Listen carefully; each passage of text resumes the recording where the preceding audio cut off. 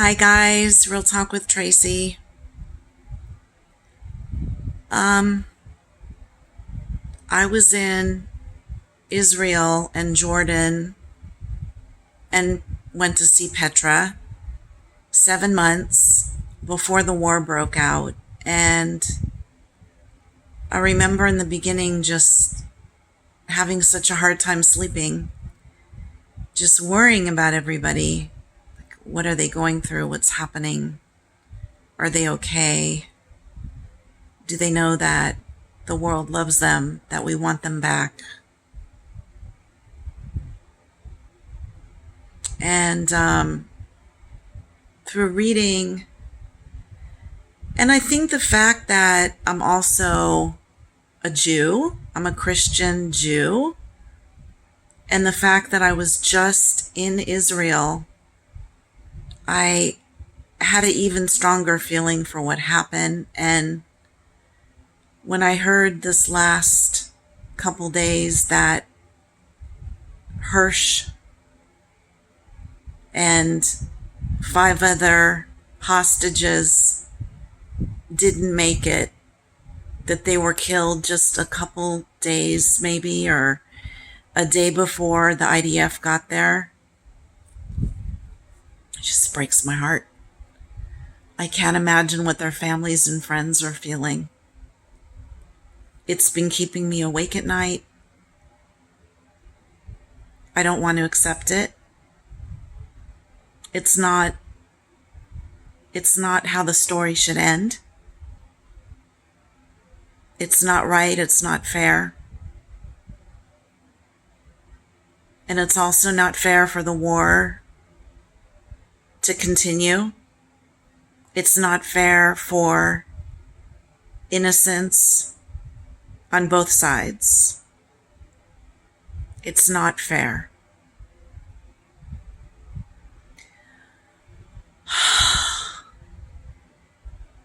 I can't understand the Hamas people and how they have this mindset. They've been raised to be so hateful. Their whole life is about killing someone who's different than themselves. What a waste. What a waste of time. Can you imagine? Instead of spending a beautiful day, getting up, having breakfast, maybe with your kids or with your spouse or with your friends, this constant rhetoric of hate, being under these tunnels without the proper ventilation, without air, the kind of air you should have without the sun on your face. What a way to live a life. How sad that they've been so brainwashed, that they've hated the Jews so much. And so many people have hated us. Let's be real. I've had people growing up saying terrible things about those dirty Jews, for which I'm a Jew. I'm also a Christian. It's a heartbreak, you guys.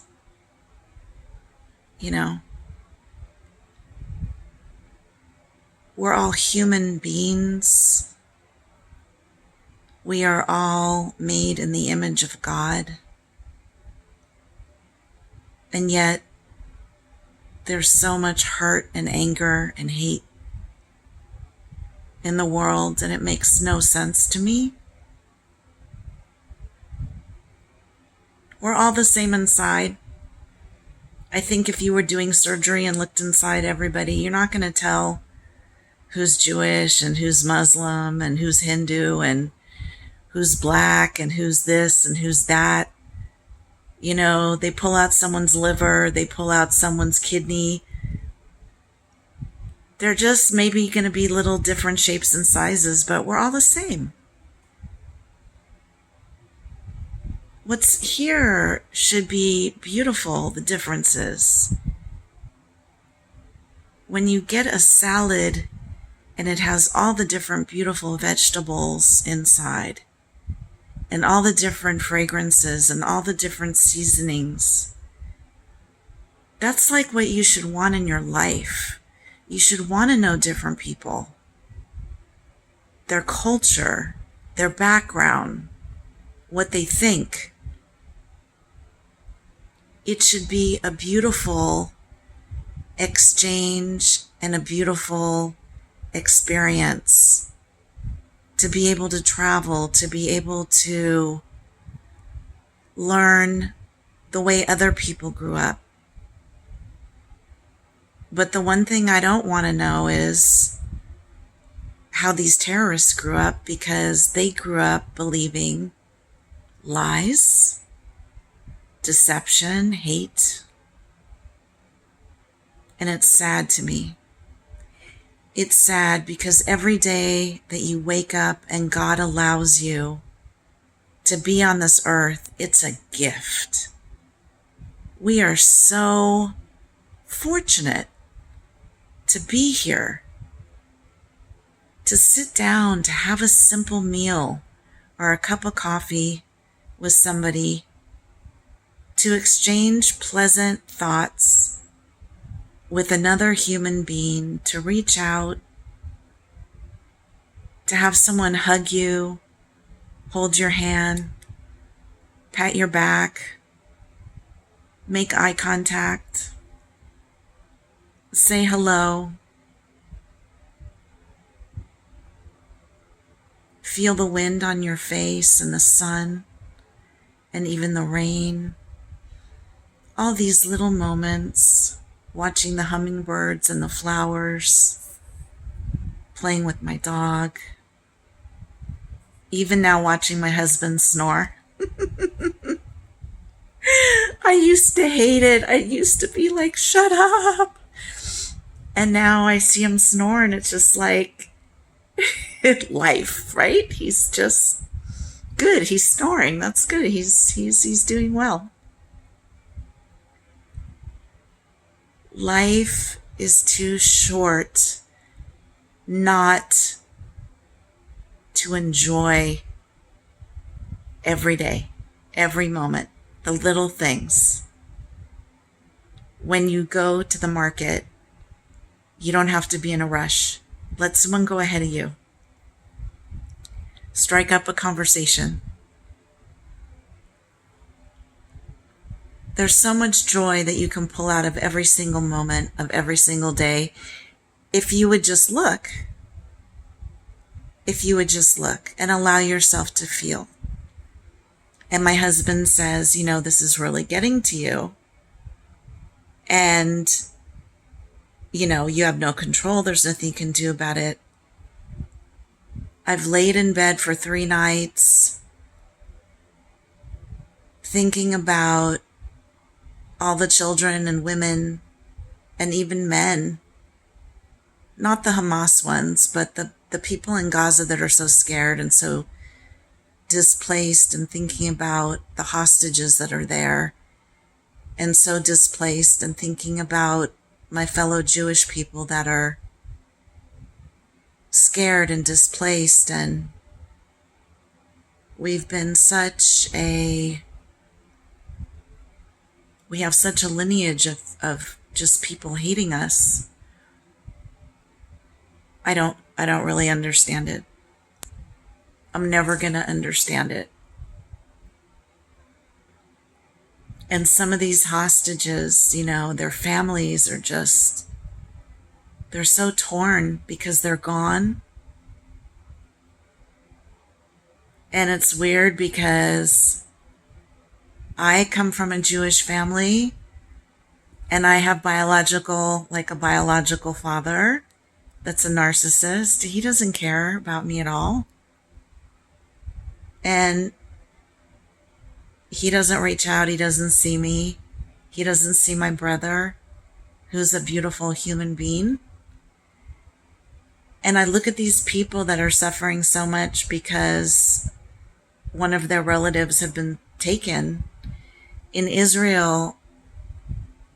And I'm thinking, like, that must be amazing. It must be amazing to come from a family who loves you so much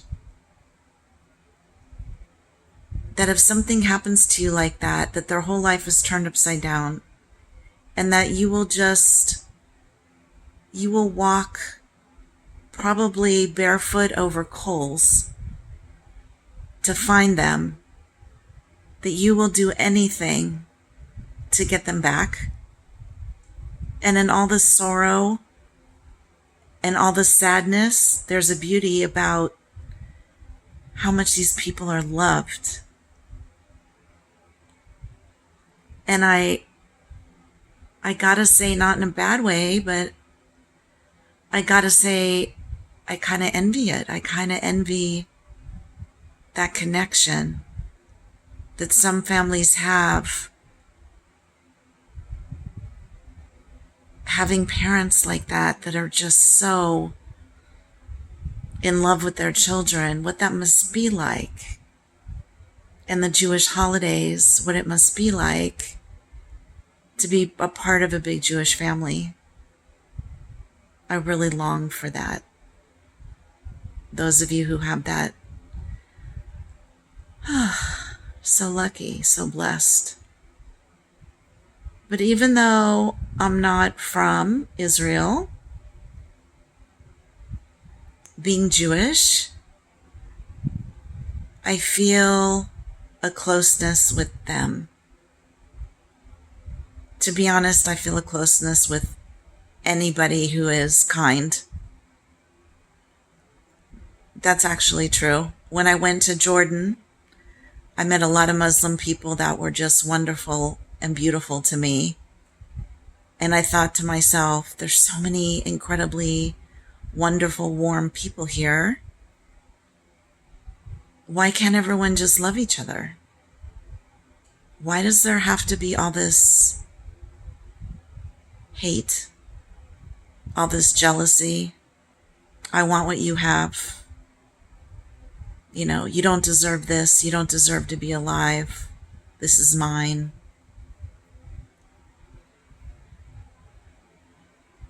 It's a bigger problem than I can solve. I'm just one person. But I'll tell you, I really enjoyed my trip. That was 7 months before the war broke out. I was gifted this trip by a dear friend who actually used to work for me many years ago. And she sent my husband and I on this 2-week trip, and it was amazing. So I'm very grateful that I was able to meet everybody and try all these different foods and see everything. And I remember going to the Syrian border and seeing tanks that were sitting there and thinking, oh, I'm so glad this is over. I'm so glad, as a Jew, I'm so glad this is behind everybody and everybody could just move on and live their lives and things will be good. And I didn't foresee what was coming. So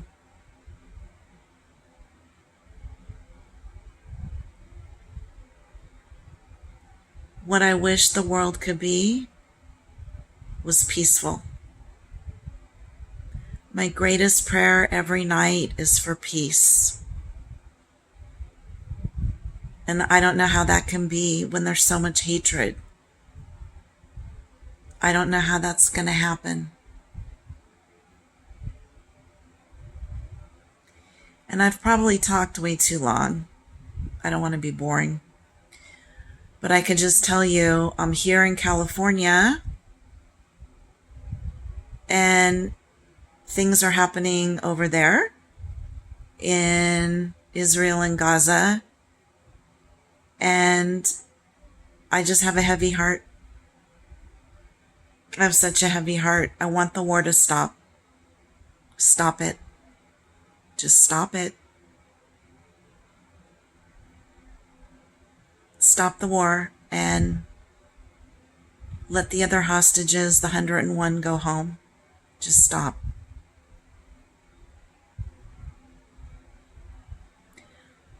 I wish the Hamas people can focus on rebuilding their country into a beautiful country and turn all this anger they have into creativity and start loving and caring about their own people and stop carrying around this weight of hate. What a terrible way to live. Very sad. You're given a gift of birth.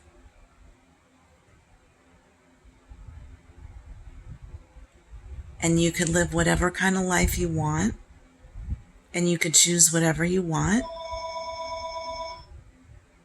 Choose peace. Got a call. Bye, guys.